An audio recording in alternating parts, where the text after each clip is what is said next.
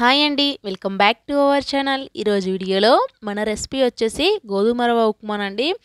ఎంతో టేస్టీగా అండ్ పిల్లలకు సైతం ఇష్టపడేలా ఎలా చేయాలో చూపిస్తాను. అండ్ సింపుల్గా త్వరగా అయిపోయింది అండ్ టేస్ట్ కూడా చాలా బాగుంటుందండి.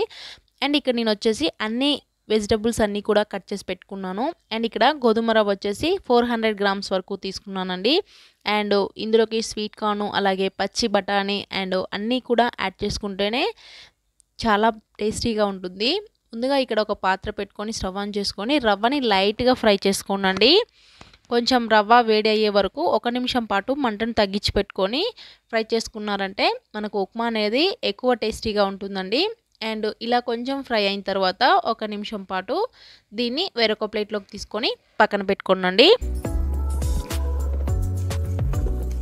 ఇప్పుడు మళ్ళీ అదే పాత్ర పెట్టుకొని ఇందులోకి ఒక 3-4 స్పూన్స్ వరకు ఆయిల్ని యాడ్ చేయండి. అండ్ ఆయిల్తో పాటుగా 2 స్పూన్ల వరకు కూడా నెయ్యిని యాడ్ చేసుకోండి. అంటే 1 టేబుల్ స్పూన్ నెయ్యిని కూడా యాడ్ చేసుకొని కొంచెం ఇది మెల్ట్ అయిన తర్వాత ఇందులోకి తాలింపు దినుసులను యాడ్ చేసుకోండి.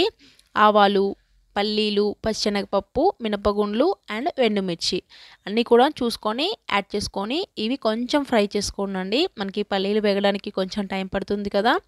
సో ఇవి కొంచెం ఫ్రై చేసుకున్నాక ఇందులోకి కొద్దిగా అల్లం ముక్కలు అండ్ అలాగే ఉల్లిపాయ ముక్కలు కూడా యాడ్ చేసుకోండి.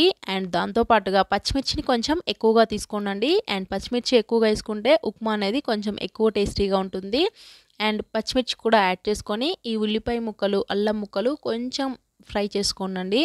అండ్ ఇవి కొంచెం ఫ్రై చేసుకున్న తర్వాత ఒక క్యారెట్ అండ్ అలాగే ఒక పండు టమాటోని సన్నగా చాప్ చేసుకోండి. అండ్ దాంతోపాటుగా కొద్దిగా బఠానీ, పచ్చి బఠానీ అండి అండ్ అలాగే స్వీట్ కార్న్ కూడా యాడ్ చేసుకోండి. అండ్ పిల్లలు స్వీట్ కార్న్, బఠానీ యాడ్ చేసుకోవడం వల్ల వాళ్ళకి ఇంకా టేస్టీగా ఉంటుంది. అండ్ పిల్లలు కూడా ఇష్టపడతారనమాట కలర్ఫుల్గా ఉంటే. ఇది కొంచెం ఫ్రై చేసుకో. మీ దగ్గర కాజు కూడా ఉంటే కాజు కూడా యాడ్ చేసుకోవచ్చండి. జీడిపప్పు చాలా టేస్టీగా ఉంటుంది. అండ్ ఇవి కొంచెం ఫ్రై చేసుకోండి. అండ్ ఇవి కొద్దిగా సాఫ్ట్గా ఉడికేంత వరకు ఉడికించుకున్న తర్వాత ఇందులోకి కొద్దిగా కరివేపాకు యాడ్ చేసుకోండి. కొత్తిమీర, కరివేపాకును కూడా యాడ్ చేసుకొని మళ్ళీ ఒకసారి మిక్స్ చేసుకోండి.